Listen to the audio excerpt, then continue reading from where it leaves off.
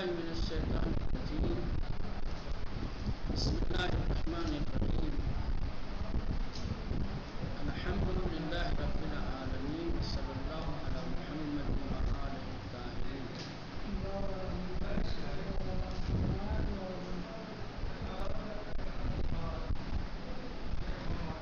وقال علیہ السلام، حکمت نمبر 113.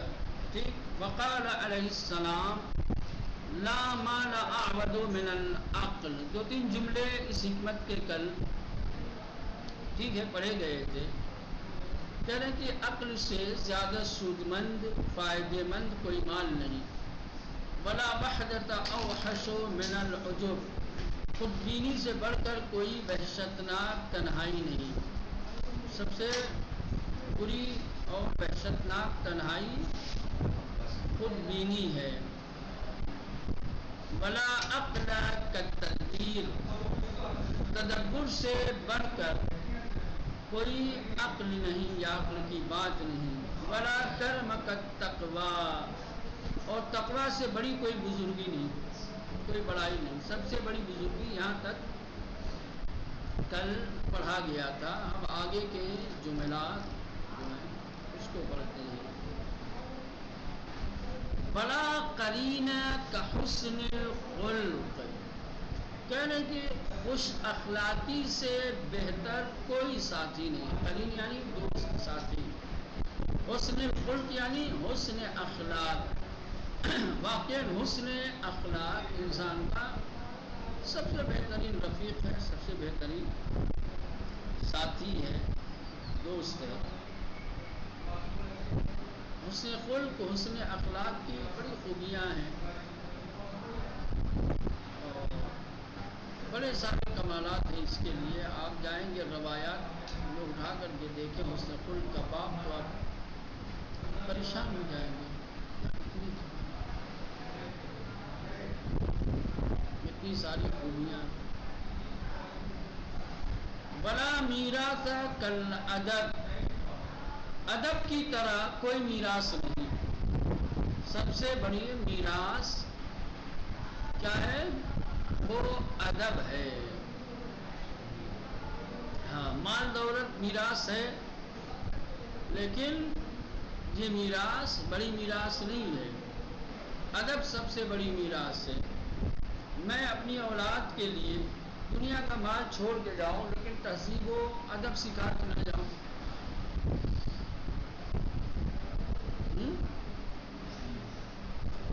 مال و دولت سوائے ان کو گمراہ کرنے کے، برائیوں کی طرف لے جانے کے، اور کیا کریں. لیکن اگر کچھ نہیں چھوڑا ہے، ادب چھوڑا ہے ان کے لیے، ان کا ادب میری نیک نامی کا سبب بنے گا. بیچارے کے پاس کچھ نہیں رہا لیکن بہت بنا ہے نا. غربت میں زندگی گزاری لیکن اولاد کو بادب بنایا، تہذیب والا بنایا، وہ سکھا دیا. ٹھیک. تو یہ ادب جیسی کوئی میراث نہیں ہے. بلا قائد کا توفیق. توفیق سے بہتر کوئی قائد اور رہنما نہیں ہے. توفیق سب سے بڑی قائد اور سب سے بڑی رہنما یہی ہے. توفیق حاصل ہے تو آپ کا قدم نیکیوں کی طرف بڑھے گا. توفیق کو اگر آپ نے اپنا قائد بنا لیا اور اس کی پیروی کرنے لگے آپ، یہ سب سے بہترین رہنما. ہمیشہ اچھائیوں کے ساتھ، ہمیشہ نیکیوں کے راستے پہ آپ لگے رہیں گے. توفیق سب ہو جائے تو دوسرا قائد آپ کو منزل مقصود تک نہیں پہنچا سکتا ہے. توفیق سب سے بڑا قائد. ہو سکتا ہے کہ ایک انسان کا کوئی بظاہر قائد نہ ہو لیکن توفیق الہی اس کے لیے قائد بن جائے. تو توفیق الہی اس کے لیے قائد بن جائے اور توفیق الہی کو جو اپنا رہبر اور رہنما بنا لے اور اسی توفیق حاصلہ کے مطابق زندگی گزارے تو بڑی بات ہے. ہو سکتا ہے کہ ایک انسان کے کئی رہبر ہوں، کئی رہنما ہوں لیکن توفیق سے دور ہو. تو یہ جو دوسرے رہبر اور رہنما ہیں وہ توفیق کی طرح سے انسان کو سعادت کی جانب لے جائیں، یہ ضروری نہیں، گمراہ بھی کر سکتے ہیں ایسے طرح. لا قائد، کوئی قائد نہیں ہے کہ توفیق کی طرح. توفیق سب سے بڑا قائد ہے. ولا تجارت کالعمل الصالح، عمل صالح کی طرح کوئی تجارت نہیں. سب سے بہترین تجارت عمل صالح، کیونکہ ہر تجارت میں قیمت ایک سے ملتی ہے. مولانا عمل صالح میں قیمت صرف اس سے ملتی ہے جس کے ساتھ معاملہ ہوتا ہے. عمل صالح میں قیمت ڈبل ملتی ہے. دنیا کے لوگ بھی اس کی قیمت دیتے ہیں اور خدا تو اس کی قیمت دینے والا ہے ہی نہیں. عمل صالح جب کار خیر کرتا ہے انسان، اچھا کام انجام دیتا ہے، تو دونوں اعتبار سے، کبھی مالی اعتبار سے کبھی مالی اعتبار سے، اگر مدد نہیں کرتے قیمت نہیں دیتے تو تحسین کر کے، تعریف کر کے، نیک نامی کے ذریعے سے، ہے نا، نیک نامی کے ذریعے سے چرچا ہوتی ہے اس کی. یہ قیمت ہے آپ کے اس نے خود کی. تو آپ کا سماج اور معاشرے میں نام عزت کے ساتھ لیا جا رہا ہے، تکریم کے ساتھ لیا جا رہا ہے کہ نہیں؟ اور خدا تو عمل صالح کا خریدار ہی ہے. دوسری تجارتوں میں نقصان ہو سکتا ہے، لیکن عمل صالح کی تجارت میں کبھی نقصان ہونا. یہ ایک ایسی تجارت ہے جس میں صرف اور صرف فائدہ ہے. ویلا باقی دنیا کی تمام تجارتوں میں نفع اور نقصان دونوں کا احتمال رہتا ہے. تاجر کو خوف رہتا ہے کہ اس تجارت میں پتہ نہیں فائدہ ہوگا کہ نقصان ہو. لیکن عمل صالح یہ ایک ایسی تجارت ہے جس میں سوائے نفع کے، فائدے کے، نقصان کا کوئی احتمال ہے ہی نہیں. ولا ربح کالثواب، ثواب سے بڑا کوئی فائدہ نہیں. بس ثواب مل جائے آدمی کو اس کے عمل کا، تو اس سے بڑا فائدہ کچھ نہیں. ثواب سب سے بڑا فائدہ ہے نا. اس لیے کہ ثواب دائمی ہے. ثواب کیا ہے مولانا؟ دائمی ہے، جو ہمیشہ باقی رہنے والی چیز ہے. لیکن دوسرے فائدے وہ دائمی نہیں ہیں، موقت ہیں.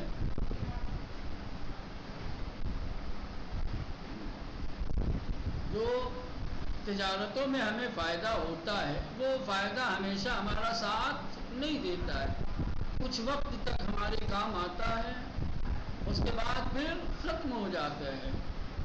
لیکن ثواب ایک ایسا نفع ہے، ایسا فائدہ ہے جو کبھی ختم ہونے والا نہیں ہے، وہ ہمیشہ ساتھ دے گا. تو پھر ثواب سے بڑا فائدہ کچھ نہیں ہو سکتا. ولا ورع کالوقوف عند الشبہات، ترکی شبہات کے وقت توقف سے بڑھ کر کے کوئی ورع نہیں ہے، کوئی پرہیزگاری نہیں. لا ورع، کوئی پرہیزگاری نہیں. کالوقوف عند الشبہہ، شبہہ کے وقت وقوف کرنے سے. کیا مطلب ہے؟ دیکھیں، پرہیزگاری صرف ظاہری محرمات سے پرہیز کرنے کا نام نہیں ہے. یا اگر ہے، فرض کر لو ایک انسان تمام ظاہری محرمات سے پرہیز کرتا ہے، ہر وہ چیز کہ جس کی حرمت انسان کے لیے واضح ہو جائے، اگر وہ اس سے پرہیز کرتا ہے تو یقیناً یہ ورع ہے، اس کو پرہیزگاری کہی جائے گی. لیکن ایک انسان شبہے کے وقت بھی جس چیز میں شبہ ہو جاتا ہے اس سے بھی اگر اجتناب اور پرہیز کرتا ہے تو اس سے بڑا پرہیزگار کون ہوگا؟ صرف شبہ ہو جاتا ہے کہ شاید یہ امر حرام ہو، شاید یہ چیز نجس ہو، شاید یہ چیز میرے لیے حلال نہ ہو، مباح نہ ہو، مجھے علم نہ ہو، ہے نا؟ شک و شبہ کے وقت وقوف کر لینا، یعنی اس سے بچ جانا، اپنے آپ کو دور رکھنا، شبہ مشتبہ چیز سے بھی پرہیز کرنا، کیا ہے آسان لفظ میں، مشتبہ چیز سے بھی پرہیز کرنا، یہ سب سے بڑی پرہیزگاری ہے۔ بہرحال وہی کہہ رہے ہیں کہ شبہ کے وقت وقوف سے بڑی کوئی پرہیزگاری نہیں ہے۔ اگر کسی چیز کے بارے میں انسان کو شبہ ہو جائے کہ شاید یہ حرام ہو، حرام نہ ہو، حرام ہو، ٹھیک، ایسے شبہ کے وقت بھی اگر انسان اپنے آپ کو روک لیتا ہے اور اس عمل کا مرتکب نہیں ہوتا تو اس سے بڑا پرہیزگار۔ جو شخص شبہ میں اپنے آپ کو، مشکوک چیز میں جو انسان اپنے آپ کو محفوظ رکھتا ہے، بچا کے رکھتا ہے، اپنے ورع کی حفاظت کرتا ہے، تو پھر ظواہر میں کس قدر اپنے آپ کو محفوظ رکھتا ہوگا، ظواہر میں کس قدر اس سے پرہیز کرتا ہوگا۔ یہی فرما رہے ہیں کہ ولا ورع کالوقوف عند الشبہ، کوئی پرہیزگاری نہیں شبہ کے وقت وقوف سے، وقوف یعنی رک جانے سے، انجام نہ دینے سے۔ ولا زہد کالزہد فی الحرام، کوئی زہد نہیں، کوئی دنیا کی طرف بے رغبتی نہیں ہے حرام میں زہد کرنے سے، یعنی حرام سے بچنے سے بڑھ کر کوئی زہد نہیں۔ جو شخص اپنے آپ کو حرام سے بچاتا ہے اس سے بڑا کوئی زاہد نہیں۔ زہد یہی ہے، بے رغبتی، دنیا کی طرف بے رغبتی یہ ہے کہ انسان محرمات سے اپنے آپ کو دور رکھے۔ ولا علم کالتفکر، تفکر سے بہتر کوئی علم نہیں ہے۔ سب سے بہتر علم کیا ہے؟ تفکر ہے۔ اسی لیے قرآن میں بار بار تفکر کی دعوت دی گئی ہے، اور اسی لیے روایات میں بھی 1 گھنٹے کے تفکر کو ہزاروں سال کی عبادت سے افضل قرار دیا گیا ہے۔ کیونکہ بہت سارے مسائل ایسے ہیں جو علم سے حل نہیں ہوتے، تفکر سے حل ہو جاتے ہیں، سمجھ رہے ہیں؟ بہت سارے مسائل ایسے ہوتے ہیں کہ جو علوم سے حل نہیں ہوتے۔ علم تو بہت ہے آپ کے پاس، جانکاری بھی ہے، لیکن وہ مسئلہ آپ کے لیے لا ینحل ہے، وہ حل نہیں ہو رہا ہے۔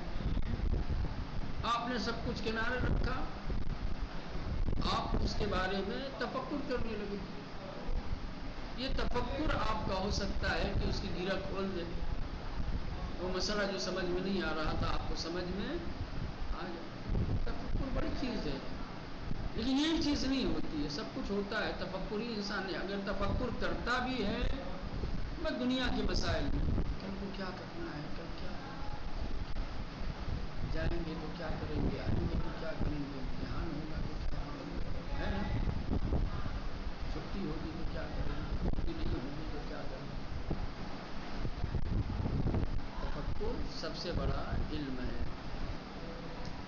ولا عبادت کاداء الفرائض، کاداء الفرائض، کوئی عبادت نہیں فرائض کی ادائیگی کی طرح۔ سب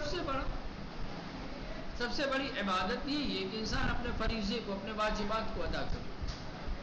واجبات اگر آپ نے ادا کر لیا تو آپ سب سے بڑے عابد ہیں۔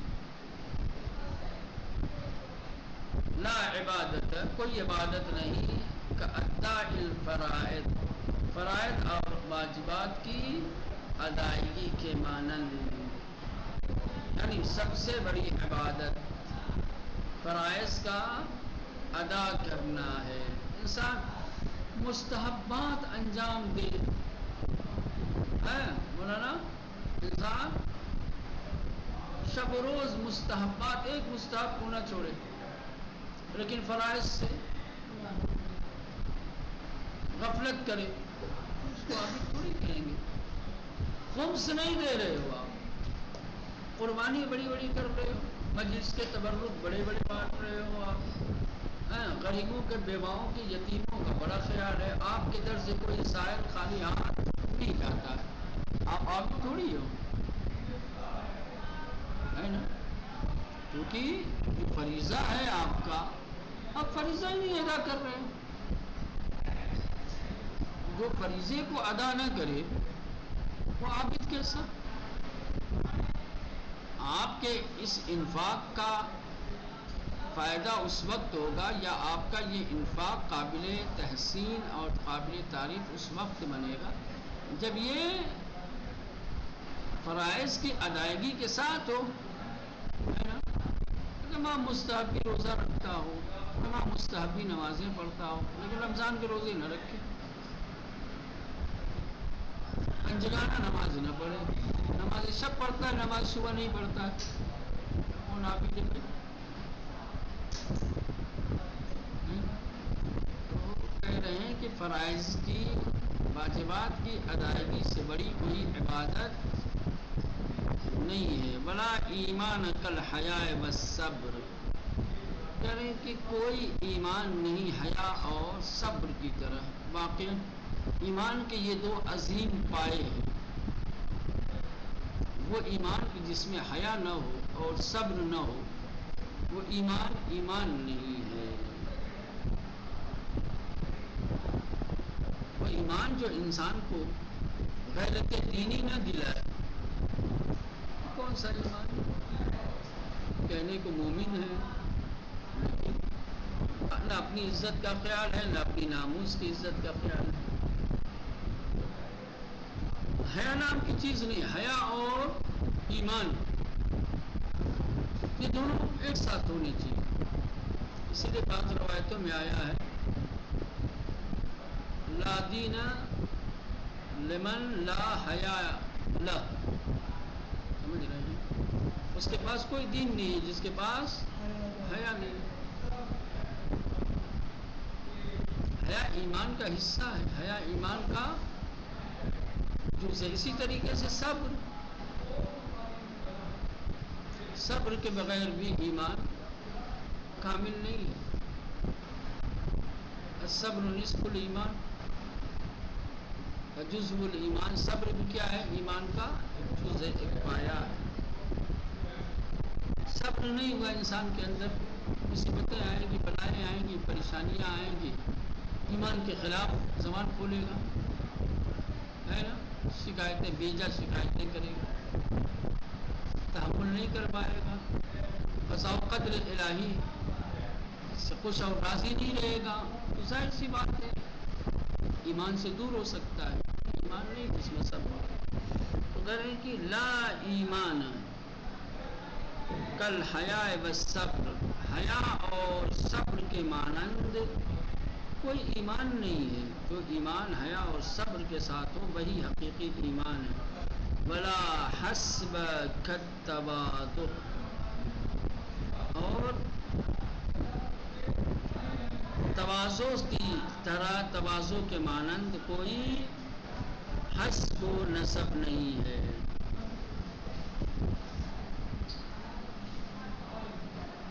یہاں پر حسب سے مراد جو ہے وہ سر افرازی، بلندی، ہے نا، پہچان. ولا حسب کالتواضع، فروتنی اور تواضع کی طرح کوئی سر افرازی نہیں. سب سے بڑی سر افرازی یہی ہے. سر اٹھانے میں سر افرازی نہیں ہے، عجیب ہے یہ بھی. سر جھکانے میں سر افرازی ہے. مولانا فروتنی کا مطلب یہی ہوتا ہے نا، جھکنا. سر افرازی سر اٹھانے میں نہیں ہے، سر افرازی سر بلندی سر اٹھانے میں نہیں ہے، سر بلندی سر جھکانے میں ہے. بندہ اگر خدا کے لیے سر جھکاتا ہے تو پھر خدا کبھی اس کا سر جھکنے نہیں دے گا، ہمیشہ اس کے سر کو بلند رکھے گا. یہاں تک کہ اگر سر اور تن میں جدائی بھی ہو جائے گی تو سر بلند ہی رہے گا، چاہے لوگ کے نیزے پہ رہے، جھکنے نہیں دے گا، بشرطے کہ انسان خدا کے لیے سر جھکائے۔ پر ان کی تواضع سے بڑی، سر افغنی سے بڑی کوئی سر بلندی نہیں ہے۔ ولا شرف کالعلم، علم سے بڑا کوئی شرف نہیں ہے۔ سب سے بڑی شرافت انسان کی علم ہے۔ تمام انسانی شرافتیں اسی سے وابستہ ہے، علم ہے تو دوسری شرافتیں آپ کے اندر آ جائیں گی۔ علم نہیں ہے تو شرافتیں انسانی سے محروم رہ جائیں گے۔ یہی سرچشمہ ہے شرافتوں کا، لہذا علم سے بڑی کوئی شرافت نہیں ہے، کوئی شرف نہیں ہے۔ ولا عز کالحلم، حلم سے بڑی کوئی عزت نہیں ہے۔ علم سب سے بڑی عزت ہے۔ علم کے ساتھ ساتھ حلم کا ہونا ضروری ہے۔ حلم کو علم کی زینت بتایا گیا ہے۔ عالم اگر حلیم نہ ہو وہ عزت نہیں کما سکتا۔ عالم اگر بات بات پہ ناراض ہونے والا، غصہ دکھانے والا، صبر کرنے والا، یا انتقام کا موقع ہو، اس کے پاس انتقام کی طاقت ہو اور انتقام لینے کے بجائے اگر وہ درگزشت کر دے، نظر انداز کر دے، تو یہ اس کی عزت کا سبب بنتا ہے۔ علم یعنی بردباری، علم سے بڑی کوئی عزت نہیں۔ ولا مظاہرۃ اوثق من المشاورہ، یعنی کہ مشاورت سے مضبوط اور زیادہ قابل اعتماد کوئی پشت پناہ نہیں ہے۔ سب سے بڑا حمایتی، سب سے بڑا ہمدرد، سب سے بڑا مددگار انسان کا کیا ہے؟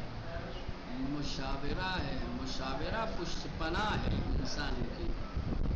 جو لوگ مشورے سے کام لیتے ہیں وہ لوگ بہت کم ٹھوکریں کھاتے ہیں یا بہت کم مقصد میں ناکام ہوتے ہیں۔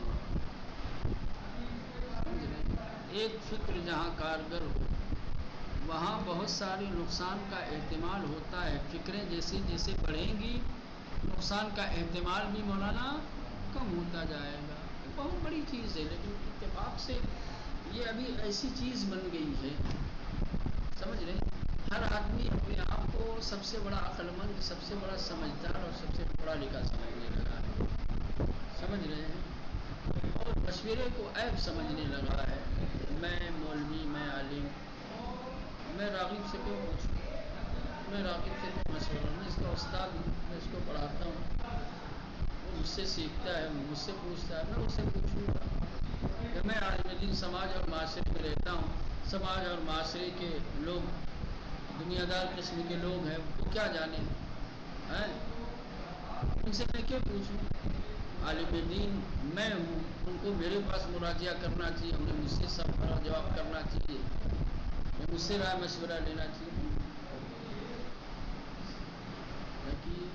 سورہ شورا قرآن مجید میں ایک مکمل سورہ ہے بھائی، سورہ شورا، سورہ شورا جس کے اندر آئے مودت ہے۔ یہ سورہ شورا کیا ہے بھائی؟ مشورت کے لیے اللہ نے اپنے نبی کو حکم دیا، بشاور بینہم، لوگ آپس میں مشورہ کیا کرو، کوئی اہم بات ہوتی ہے تو۔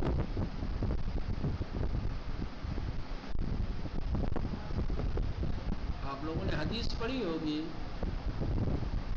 عقائد کی کتاب میں کہ نبی اپنے زمانے کا سب سے عقل مند انسان ہوتا ہے، کہ اس کے بعد جو عقل ہوتی ہے عقل کامل ہوتی ہے، اس سے زیادہ عقل مند کوئی انسان نہیں ہوتا۔ تو جو کمال عقل رکھتا ہو، جو کامل العقل انسان ہو، جس سے زیادہ، جس سے بڑی کسی کے پاس عقل ہی نہیں، اس کو اللہ کہہ رہا ہے کہ مشورہ کرو. تم رائی کے دانے کے برابر عقل لے کر کے اپنے آپ کو مشورے سے بے نیاز سمجھتے ہو.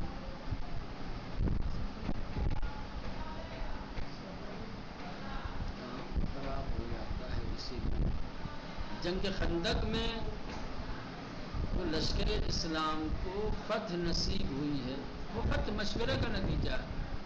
باقی اور جو چیزیں ہیں اپنی جگہ ہے، اس میں ایک اہم رول مشورے کا ہے. نبی کریم نے باقاعدہ اپنے اصحاب سے مشورہ کیا ہے بھائی اس طریقے سے دشمن کا لشکر بڑا عظیم ہے، اس سے ہمارے پاس لڑنے کی طاقت نہیں ہے، کون سی حکمت عملی اپنائی جائے کہ کم سے کم نقصان اٹھانا پڑے اور دشمن کو شکست دے سکے. جناب سلمان فارسی نے مشورہ دیا تھا کہ ہمارے علاقے میں جب اس طریقے سے جنگ ہوتی ہے تو علاقے کے پاس بڑی سی کھائی کھود دی جاتی ہے تاکہ سامنے کا لشکر آسانی سے ہماری جانب نہ آ سکے. خندق کی وجہ سے لشکر کفار شکست کھائے. مشورہ نہ لیا ہوتا، خندق نہ کھودی گئی ہوتی، خندق نہیں کھودی گئی ہوتی تو لشکر کفار کو شکست ملی.